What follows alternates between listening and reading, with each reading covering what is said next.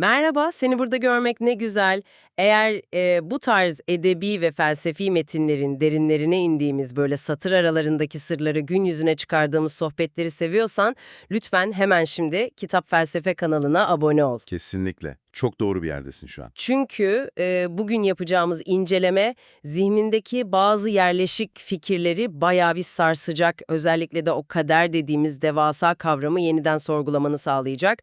Bugünkü derinlemesine incelememizin konusu Kırmızı Saçlı Kadın romanı. Evet ve çok da ağır bir metin aslında. Aynen öyle ama hemen en başta çok net bir sınır çizelim. Bugün yazarın kim olduğuyla, işte biyografisiyle, özel hayatıyla veya aldığı ödüllerle falan zerre kadar ilgilenmiyoruz. Bütün o edebi magazin kısmını kapının tamamen dışında bırakıyoruz. Çok isabetli bir karar bu. Sadece metne odaklanmalıyız. Bizim tek bir odak noktamız var bugün. O da bu sarsıcı metnin ta kendisi. Yani sayfaların arasına bir saatli bomba gibi gizlenmiş o sırlar ve binlerce yıldır insanlığın peşini bir türlü bırakmayan karanlık efsaneler. Bu gerçekten çok doğru bir başlangıç noktası oldu bence. Çünkü masamıza yatırdığımız bu metni sadece genç bir çocuğun yaz tatilinde yaşadığı sıradan bir büyüme hikayesi olarak okursak asıl dehşet verici tabloyu tamamen kaçırırız. Kesinlikle kaçırırız. Çok yüzeysel kalır. Metnin katmanlarını biraz araladığımızda karşımıza çıkan şey devasa bir savaş alanı aslında. Hangi savaş dersen, şeyin savaşı bu. Doğu ve Batı mitlerinin o kanlı ve kaçınılmaz baba-oğul çatışmalarının savaşı. Ve insanın ben kendi hayatımın iplerini gerçekten elimde tutuyor muyum sorusunun tam da kendisi. Birey olmakla o otoriteye itaat etmek arasındaki ince çizgi. Çok tehlikeli bir çizgi o. Üzerinde yürümesi gerçekten cesaret ister. İşte tam da bu yüzden sana sormak istiyorum. Hani uyumadan önce dinlediğimiz o eski masallar, Yunan trajedyaları veya Doğu'nun mesnevileri sence sadece birer hikaye midir? Çok güzel bir soru. Yoksa biz ne kadar modern, ne kadar özgür iradeli olduğumuzu iddia etsek de gün gelip kendi hayatımızda harfi harfine yaşayacağımız, kaçması imkansız birer kader taslağı mıdır? İnsanı uykusuz bırakacak türden bir ikilem bu. Bu yakıcı soruyla hikayenin tam kalbine iniyoruz şimdi. 1985 yılının o tozlu, kavurucu sıcağı altındaki ıssız Öngören kasabasına doğru yola çıkıyoruz. Karşımızda lise çağlarında kafası oldukça karışık bir genç var, Cem. Namı diğer Küçük Bey. Küçük Bey, evet. Cem'in hayatı o dönem büyük bir türbülansta. Çünkü solcu ve muhalif bir eczacı olan babası siyasi olaylar yüzünden bir gece aniden ortadan kayboluyor. Aile bir anda hem manevi hem de maddi olarak darmadağın oluyor. Ve bu çaresizlik Cem'i hayatının en büyük dönüm noktasına itiyor aslında. Üniversite hazırlık dershanesi için acilen para biriktirmesi gerek. Bu yüzden İstanbul'un o güvenli konforundan çıkıp o dönem tamamen boş bir arazi olan Öngören'e gidiyor. Çok ağır bir işçi olarak. Usta bir kuyucunun yanına, değil mi? Aynen öyle Mahmut Usta'nın yanına çırak giriyor. Şehrin o naif, sürekli kitap okuyan Küçük Bey'i şimdi kavurucu güneşin altında elleri su toplayana kadar toprak kazmak zorunda. Ama metinde bizi asıl ilgilendiren kısım bu fiziksel zorluk değil. Peki nedir asıl mesele? Asıl mesele Mahmut Ustam'ın çok kısa bir süre içinde Cem için sadece maaş ödeyen bir patron olmaktan çıkması, o eksikliğini derinden hissettiği otoriter ama bir o kadar da şefkatli baba figürünün yerini alıvermesi. Açıkçası burası bana hep çok ilginç gelmiştir. Düşünsene ortada babası tarafından terk edilmiş, belki de içten içe babasına çok öfkeli bir çocuk var. Karşısındaysa son derece geleneksel, sert ama korumacı bir usta. Zıt kutupların çekimi gibi. Bu ikilinin ıssız bir arazide böyle baş başa kalması zaten başlı başına devasa bir gerilim sebebi, değil mi? Kesinlikle öyle. Ve yazar bu gerilimi muazzam bir metaforla inşa ediyor. Kuyu imgesiyle. O kuyu sadece su bulmak için kazılan fiziksel bir çukur olmaktan çok çabuk çıkıyor. Metrelerce derine indikçe aslında o insan bilinçaltının karanlık dehlizlerine inmeye başlıyorlar beraber. Gece sohbetleri de bu derinleşmenin bir parçası sanki. Harika yakaladın. Geceleri çadırda, elektriğin falan olmadığı o zifiri karanlıkta, yıldızların altında otururken Mahmut Usta ve Cem birbirlerine hikayeler anlatıyorlar. Ama bu sıradan bir sohbet değil. Bu resmen iki farklı dünya görüşünün, iki zıt medeniyetin satranç maçı. Mahmut Usta bir şeyler dikte etmeye çalışıyor galiba. Aynen. Mahmut Usta, Cem'i geleneksel bir kalıba dökmek, ona itaati ve saygıyı öğretmek için bilerek İslami bir metin olan Hazreti Yusuf'un hikayesini seçiyor. Yusuf peygamberin hikayesi. Kardeşleri tarafından kıskanılıp o karanlık kuyuya atılan Yusuf. Ta kendisi. Mahmut Usta'nın orada verdiği mesaj çok net. Yusuf kuyuya düştü ama isyan etmedi. İtaati, doğruluğu ve sabrı sayesinde o kuyudan çıkıp Mısır'a sultan oldu diyor. Yani isyan etme, boyun eğ, sonunda kazanırsın diyor. Evet, bu Doğu'nun binlerce yıllık formülüdür. Birey olma, isyan etme, babaya ya da devlete sadık kal, sonunda mutlaka ödüllendirilirsin. Ama Cem bu formülü yutmuyor gördüğümüz kadarıyla. Karşımızda babasızlığın verdiği o sessiz isyankar ruhla dolu bir genç var. Batı klasikleri okuyan zehir gibi bir zihin, gidip bu Doğu masalına batılı bir isyan mitiyle karşılık veriyor Oidipus'la. İşlerin karıştığı nokta tam da burası zaten. Rüyalarla ilgili bir kitaptan yarım yamalak öğrendiği o ünlü Yunan kralının hikayesi bu. Kaderinden kaçmaya çalışırken yolda bilmeden öz babasını öldüren ve gidip annesiyle evlenen Oidipus. Peki sence Cem neden durup dururken ustasına kendi babasını öldüren bir adamın hikayesini anlatıyor? Yani amacı ne olabilir? Bence bu çok net ve bilinçli bir tehdit. Yani ben sana boyun eğmem, senin Yusuf'un gibi uslu bir çocuk falan olmam demenin son derece mitolojik bir yolu. Mahmut Usta'yı o yerine koyduğu yeni baba figürünü huzursuz etmek istiyor sanki. Tam isabet. Beni kontrol edemezsin. Çünkü Batı'nın anlattığı hikayede oğullar birey olabilmek için babalarını yok etmek zorundadır diyor aslında zımnen. İki efsane çadırın içinde sessizce çarpışıyor resmen. Ve bu psikolojik gerilim bizi yavaş yavaş o kaçınılmaz kırılma anına doğru sürüklüyor. O kırılma anı gerçekten insanın okurken nefesini kesen bir sahne. Bir sabah sıcağın, haftalardır süren uykusuzluğun ve o bahsettiğimiz psikolojik savaşın da etkisiyle çok büyük bir kaza oluyor. Kuyu artık metrelerce derinleşmiş durumda. Çok tehlikeli bir derinlik. Cem, kuyunun dibindeki ustasına o devasa içi ağır toprak dolu kovayı sarkıtırken bir an ip elinden kayıyor. Kova korkunç bir hızla metrelerce aşağıdaki Mahmut Usta'nın üzerine, o daracık kuyunun dibine düşüyor. İnsanın kanını donduran bir an gerçekten. Karanlık kuyunun dibinden gelen o boğuk inlemeleri, o acı çığlıkları düşünsene bir an. Normalde böyle bir durumda bir insanın ne yapması beklenir? Hemen avazı çıktığı kadar bağırıp yardım çağırması, ipe sarılıp aşağı inmesi falan gerekir değil mi? Ama Cem donup kalıyor, dehşet verici bir paniğe kapılıyor o an. Rasyonel düşünemiyor artık. O korkuyla yeni baba figürü olan ustasını o karanlık kuyunun dibinde, kanlar içinde ölüme terk ediyor. Eşyalarını bile zor zor toplayıp arkasına bile bakmadan bir korkak gibi ilk otobüsle İstanbul'a kaçıyor. İşte tam burada sana ve bu derinlemesine incelemeyi dinleyen herkese sormak istediğim asıl soru şu. Sen olsaydın ne yapardın? Çok zor bir soru. Bu sadece bir kaza paniği mi sence? Yoksa işin içinde o mitolojik babayı yok etme arzusunun çok karanlık bir yansıması mı var? Dipsiz bir kuyunun başında işlediğin o korkunç suçla yüzleşir miydin? O karanlık kuyuya iner miydin? İnmek çok büyük bir cesaret isterdi. Yoksa insanın kendi karanlığıyla, kendi içindeki o vahşi Oidipus'la yüzleşmesi o kadar ağırdır ki, sen de Cem gibi en kolay ama ruhunu ömür boyu kanatacak o yolu seçip kaçar mıydın? Ben burada bir adım geri atıp şunu sormak istiyorum aslında. Cem o gün sadece uykusuz muydu? Yani o ağır kovayı elinden kaçırması sadece fiziksel bir yorgunluğun mu sonucuydu? Çok kilit bir yere değindin. Çünkü kazadan hemen önceki geceye baktığımızda işlerin gerçekten ilginçleştiğini görüyoruz.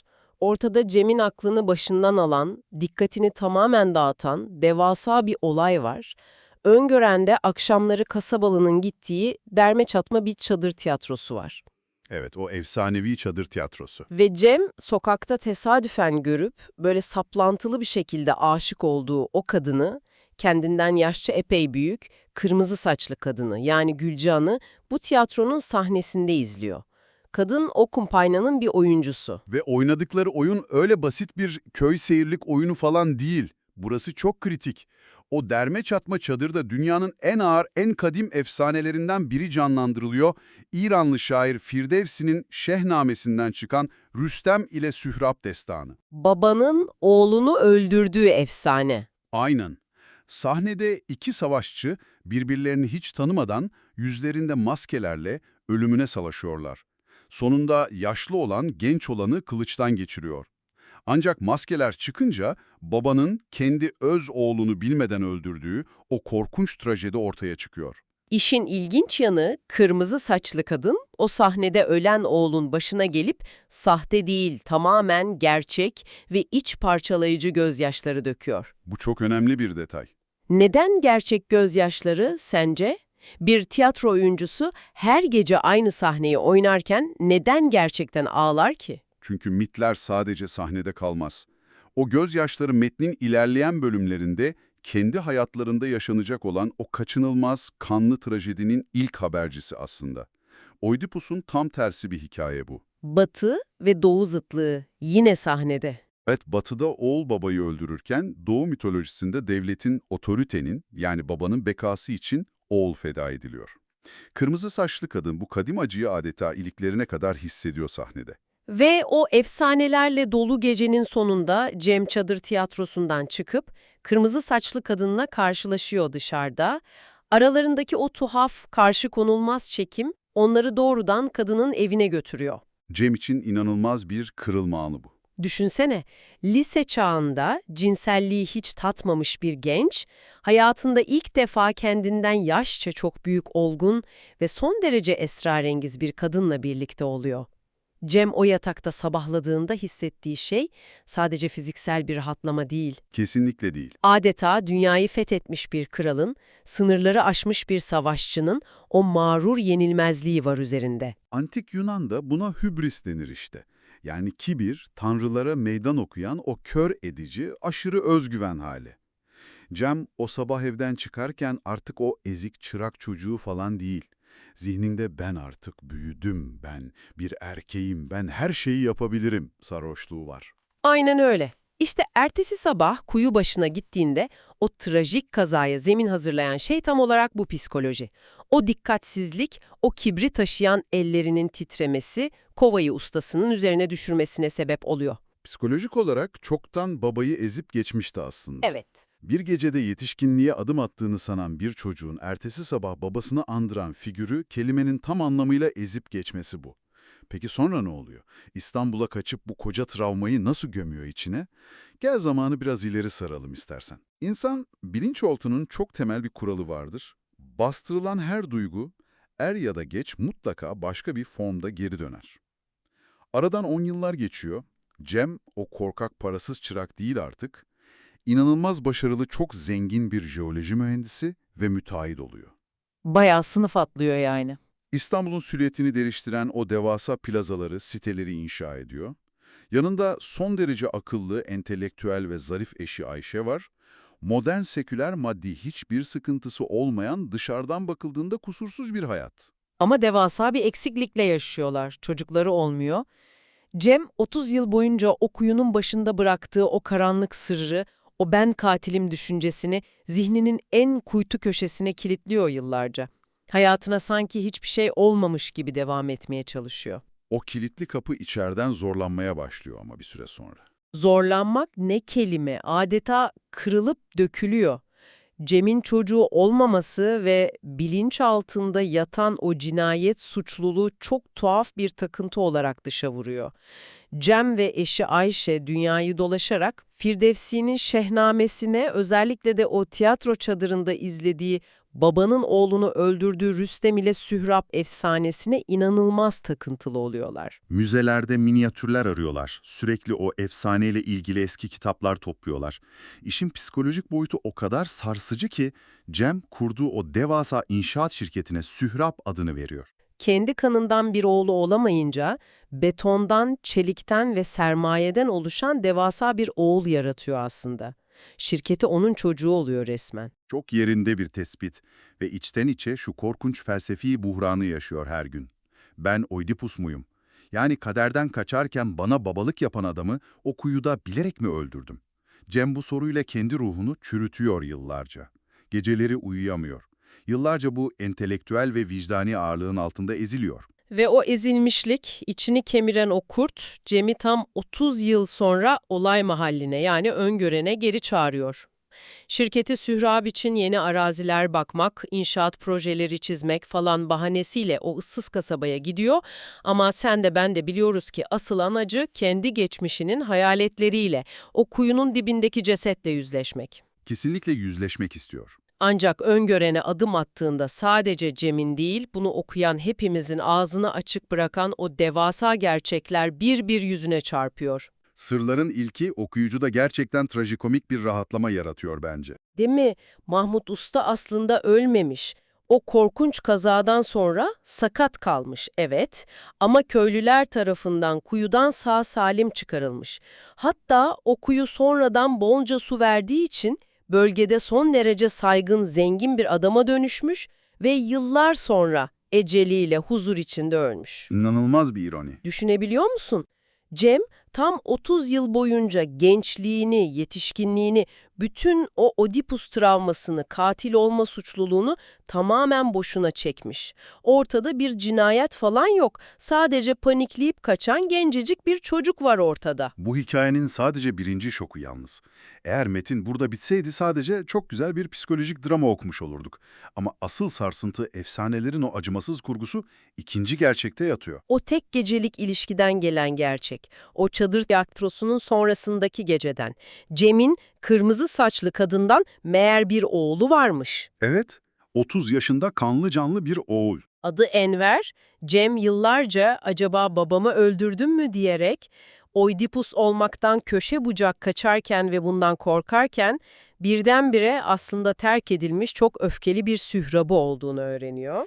İşte yazarın dehası burada parlıyor.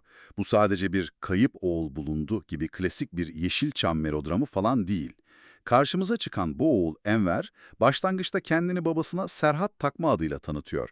Ona o eski arazilerde rehberlik ediyor hiç renk vermeden. Çok soğukkanlı bir hamle. Ve o gerilim dolu gece ikisi birden 30 yıl önce Cem'in ustasını bıraktığı o eski kuyunun başına doğru yürümeye başlıyorlar karanlıkta. Bu yürüyüş bana nedense sadece iki insanın yürüyüşü gibi gelmiyor hiç. İki farklı dünyanın, iki farklı Türkiye'nin karanlıktaki çarpışması gibi adeta. Bunu çok iyi yakaladın gerçekten. Enver'in karakter portresine çok dikkatli bakmamız gerekiyor burada. Biz tamamen tarafsız bir şekilde metnin bize sunduğu karakterleri inceliyoruz. Tabii ki sadece romandaki karakter analizini yapıyoruz. Enver, İstanbul'da lüks içinde yaşayan, çok zengin bir babası olduğunu bilerek ama ondan hiçbir maddi veya manevi destek görmeden tamamen yokluk ve öfke içinde büyümüş bir genç. Dindar bir çevrede yetişmiş, milliyetçi ve muhafazakar dergilerde şiirler falan yazan, geleneksel değerlere sıkı sıkıya tutunan biri. Tam bir tezat oluşturuyor babasıyla. Karşısındaki adam yani öz babası Cem ise onu terk etmiş, tamamen batılı bir yaşam tarzını benimsemiş, seküler, şarap içen, Avrupa'daki müzeleri gezen ve son derece zengin bir burjuva. Yani aralarında sadece biyolojik bir baba-oğul uzaklığı yok, devasa bir ideolojik ve sınıfsal uçurum var. Cem'in temsil ettiği o Avrupa'yı, Türk zenginliğine ve her şeye karşı inanılmaz bir öfke duyuyor Enver. Doğru. Dışarıdan bakıldığında bu siyasi veya sınıfsal bir çatışma gibi görünebilir. Ama metnin kaynaklarına, o köklere indikçe anlıyoruz ki bu ideolojik zıtlıklar sadece işin vitrini, kılıfı. Özünde başka bir şey var diyorsun. Özünde bu dünya tarihi kadar eski, saf, çiğ ve çok kanlı bir baba-oğlu iktidar savaşı. Babasızlığın yarattığı o derin ve karanlık boşluk ideolojiyle doldurulmaya çalışılmış yıllarca. Ama o yara aslında hiç kapanmamış. Ve o yara eski kuyunun tam başında kanamaya başlıyor yeniden. Issızlık, zifiri karanlık ve karşılıklı biriken 30 yıllık devasa bir öfke. Tartışma bir anda alevleniyor. Enver'in o iğneleyici, tahrik edici sözleri, yılların hıncını çıkaran aşağılamaları Cem'i kelimenin tam anlamıyla çileden çıkarıyor. Seni kör ederim tehditleri falan havada uçuşuyor. Efsanelerdeki o kör edilme cezalarına atıf yapıyorlar hep. Ve o an Avrupa müzelerinde sanat eserleri inceleyen, eğitimli, son derece modern Cem, içindeki o ilkel korkuya yenik düşüp silahını çekiveriyor. İnsanın o eğitimli modern cilasının altında yatan vahşi hayatta kalma güdüsü bir anda ortaya çıkıyor. Ne kadar medeni olursan ol, o karanlıkta o korku seni ele geçiriyor. Aynen öyle oluyor. Enver, karanlıkta kendini korumak üstünde silahla gelen o figürü durdurmak için mecburen bir hamle yapıyor. Bir arbede çıkıyor ve silah patlıyor o an. Ve sonuç, Cem tıpkı o korktuğu efsanelerdeki gibi bir zamanlar ustasını ölüme terk ettiği o aynı kuyunun başında vurulup kuyuya düşüyor. Kendi öz oğlu tarafından öldürülüyor. İşin mitolojik ironisi tam olarak bu noktada zirveye ulaşıyor işte. Cem yıllarca ben babamı öldürdüm mü, ben Oidipus muyum derken kendi şirketine Sührab adını verip oğlunu kendi elleriyle öldüren Rüstem efsanesine takıntılı yaşadı onca yıl. Ama gerçeği bambaşka oldu. Evet, o kuyunun başında Rüstem ve Sührab efsanesi değil, oğlun babayı öldürdüğü Oidipus miti gerçeğe dönüşüyor. Efsane kendi içindeki bütün o korkunç ironiyle kanlı canlı hayat buluyor. Ne yaparsan yap, ne kadar modern olursan ol, kaderin o karanlık senaryosundan bir türlü kaçamıyorsun. Okuyucu tam olarak şey diyor burada. Vay canına efsane gerçeğe dönüştü. Demek ki hikaye bitti. Ama metin bize öylesine ters bir köşe yapıyor ki okuduğumuz her şeyi en başından yeniden düşünmek zorunda kalıyoruz. Kesinlikle. Metnin asıl edebi dehası tam da burada. Hikayenin 3. ve o son kısmında saklı. Bizler bunca zamandır, koca bir roman boyunca Cem'in kendi hayatını anlattığını, o gençlik hatalarını, tiyatro çadırındaki o geceyi, kuyunun o ıslak toprak kokusunu hep onun ağzından dinlediğimizi sanıyorduk, değil mi? Kesinlikle öyle sanıyorduk. Tüm o detaylar son derece samimi bir itirafname gibiydi çünkü. Ama çok fena yanıldık. Eğer büyük resme bakarsak, son kısımda anlıyoruz ki elimizdeki bu metin aslında babasını öldürmek suçundan Silivri cezaevinde yatan Enver'in bizzat kendi yazdığı bir roman. Şok edici bir kurgu bu. Enver, kırmızı saçlı kadının yönlendirmesiyle kendini mahkemedeki hakime affettirmek, o gece kuyunun başında yaşananların planlı ve soğukkanlı bir cinayet değil, tamamen meşru müdafaa olduğunu, efsanelerin kaçınılmaz bir oyunu olduğunu kanıtlamak için babasının ağzından bu kitabı kaleme almış. İnanılmaz yani baştan beri okuduğumuz, dinlediğimiz her şey hapisteki bir adamın çok zekice kurgulanmış bir özgürlük dilekçesi. İşlediği cinayeti böyle mitolojik bir kaderin parçası gibi gösterip kendini aklamaya çalışıyor mahkemeye karşı. Muazzam bir edebi zeka örneği. Bence. Son sözü alan kırmızı saçlı kadın, yani Gülcihan, olayların bütün seyrini bir kez daha değiştirecek o son bombayı patlatıyor. O sır gerçekten nesiller boyu süren bir travmanın özeti gibi bir şey. Gülcihan'ın o efsanevi kırmızı saçları var ya, onlar bile doğal değilmiş meğer, tamamen bilinçli bir seçim. Kınayla boyanmış, erkeklerin dünyasına karşı bir tür başkaldırı rengiymiş o. Ama asıl dehşet verici olan kısmı şu bence, Gülcihan, Cem'le o çadır tiyatrosunda birlikte olmadan yıllar önce Cem'in o ortadan kaybolan solcu babası Akın'ın da gizli sevgilisiymiş. Düşünebiliyor musun bu tesadüfün o ezici ağırlığını? Çok korkunç bir ağ bu gerçekten. Cem ve babası sadece ideolojik olarak, hayat görüşü olarak birbirlerinden kopmamışlar aslında. Birbirlerinden tamamen habersiz bir şekilde gidip aynı kadına aşık olmuşlar. Aynı kadınla yatağa girmişler. Baba, oğul ve torun. 3 nesil erkek hayatlarını aynı kırmızı saçlı kadının etrafında hep aynı eksende tüketmişler resmen. Sanki o kuyu üçünü de içine çekmek için 30 yıl boyunca sabırla beklemiş gibi. Aynen öyle. Bütün bu konuştuklarımızı toparlarsak bu derinlemesine inceleme bize çok net bir şey fısıldıyor aslında. Efsaneler, mitler, destanlar sadece kütüphane raflarında duran geçmişte kalmış tozlu edebiyat metinleri falan değildir. Hiçbir zaman sadece metin değillerdir. Binlerce yıl önce yazılmış Oidipus ya da Şehname, Doğu'nun o itaat talep eden sert babalarıyla, Batı'nın sınırları yıkmak isteyen isyankar oğulları, tüm bu anlatılar 1985'in ıssız ve yoksul öngöreninden çıkıp günümüz Türkiye'sinin o ultramodern plazalarına kadar sızıyor ve yakamıza yapışıyor. Bugüne çok güçlü uzanıyorlar. Biz böyle modern insanlar olduğumuzu, tamamen kendi özgür iradenizle mantıklı kararlar aldığımızı, teknolojimizle koca dünyayı yönettiğimizi falan sanırken, aslında binlerce yıllık o arketiplerin, o kadim masalların içinde Minicik birer figüran olarak rol yapıyoruz sadece. O kadar doğru ki. İnsanın kendi hayatının başrolü mü, yoksa çoktan yazılmış kadim bir senaryonun aciz bir kurbanı mı olduğu gerçeği, insanın yüzüne adeta bir tokat gibi çarpıyor bu metinle. Masallar peşimizi asla bırakmayan gölgeler gibi bizi takip ediyor. Peki o zaman sana ve bizi dinleyen herkese sormak istediğim o son şey nedir? Madem her şeyin bir kurgu, bir senaryo olabileceğinden uzun uzun bahsettik sana ve bu sohbeti dinleyen herkese zihnini günlerce meşgul edecek o son kışkırtıcı soruyu sormak istiyorum ben de. Merakla bekliyoruz. Tüm bu hikayeyi başından beri hapishanedeki bir mahkumun, yani Enver'in kendini hakime affettirmek ve kusursuz bir meşru müdafaa imajı yaratmak için babasının ağzından yazdığını biliyoruz. Öyleyse şu karanlık ihtimali sormak zorundayız. O gece ıssız kuyunun başında Cem'in gerçekten silah çektiği, Enver'in ise sadece zavallı bir şekilde kendini savunduğu o bölüm ne kadar gerçek? Bu çok tehlikeli bir soru. Yoksa okuduğumuz bu kusursuz edebi efsane, babasını kasten ve derin bir nefretle öldüren modern bir Oidipus'un cezaevinden kurtulmak için hakimi ve okuyucu olarak bizleri inandırmak üzere yazdığı zekice tasarlanmış devasa bir yalandan mı ibaret? İşte bu soru bütün o 30 yıllık efsaneyi temelinden sarsıyor gerçekten. Acaba hangisi gerçek? Zihnini bu tehlikeli soruyla ve o eski masalların bugüne uzanan karanlık yankılarıyla baş başa bırakıyoruz.